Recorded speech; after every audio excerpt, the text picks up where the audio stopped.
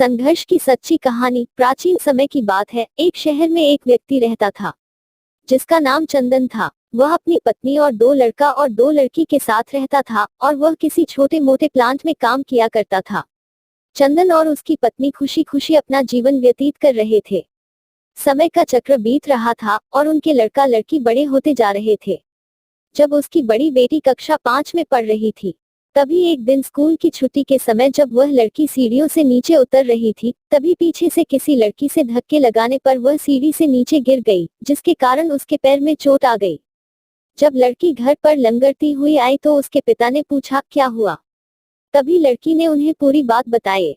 पिता ने सोचा छोटी मोटी चोट है और यह सोचकर उसने अपनी बेटी से कहा कि इसे गर्म पानी से सेंक लो, ठीक हो जाएगा। कुछ दिन बीतने के बाद लड़की का पैर फूलने लगा और उसे चलने में दिक्कत होने लगी। तभी उसके पिता ने कुछ लोगों की बातें सुनकर किसी एक ओझा को ले आए, जबकि उसे कुछ नहीं आता था और वह पैर ठीक नहीं कर पाया। कुछ समय बीतने के बाद जब उसकी लड़की की हालत और ज्यादा खराब होती जा रही थी, एक दिन जब उसके पिता अकेले कहीं बैठे हुए थे तो वह मन ही मन सोच रहे थे कि क्या करें। तभी सोचते सोचते उनके दिमाग में आया, क्यों ना डॉक्टर से दिखाया जाए। तभी दूसरे दिन वह अपनी लड़की को लेकर वहीं पास के अस्पताल में जाते हैं। डॉक्टर जब लड़की को देखता है तो लड़की के पिता से कहता है कि जल्द ही इसका ऑपरेशन करना होगा, क्योंकि इस लड़की के पैर में एक बहुत बड़ा घाव हो चुका है, जिसके कारण लड़की का पैर भी काटना पड़ सकता है। पिता डॉक्टर से पूछता है कि ऑपरेशन में कितने पैसे लगेंगे। तभी डॉक्टर कहता है 40,000 रुपये लगेंगे। पिता घबरा जाता है, लेकिन पैसे की तलाश में इधर से उधर जाने लगता है। इधर उधर भाग दौड़ करने के बाद पैसे की व्यवस्था कर लेता है और लड़की का ऑपरेशन हो जाता है। ऑपरेशन के बाद लड़की अपने घर आ जाती है, परंतु लड़की के पैर में कुछ सुधार न होने के कारण पिता चिंतित रहने लगता है। इसी तरह 4 साल बीत जाता है तथा पैर में लाख लाख रुपए लगाने के बाद भी लड़की का पैर ठीक नहीं होता है, जिस कारण से पूरा परिवार दुखी रहने लगता है। कुछ समय बीतने के बाद लड़की का विवाह हो गया और लड़की के जीवन में खुशहाली आ गई। पिता सोचता है कि अब सब कुछ ठीक हो गया है, संघर्षों का दौर खत्म हो गया। परंतु किस्मत को कुछ और ही मंजूर था। एक दिन जब वह बाजार जा रहा था, तभी पीछे से किसी ट्रक के द्वारा उसका एक्सीडेंट हो गया, जिसके कारण उसके सर में गंभीर चोट आई। चंदन 1 महीने तक बिस्तर पर ही रहा। 1 महीने के बाद ठीक होने पर वह सोचा कि अब सब कुछ ठीक हो जाएगा। तभी उसकी पत्नी का स्वास्थ्य खराब होने लगा और वह बीमार पड़ गई।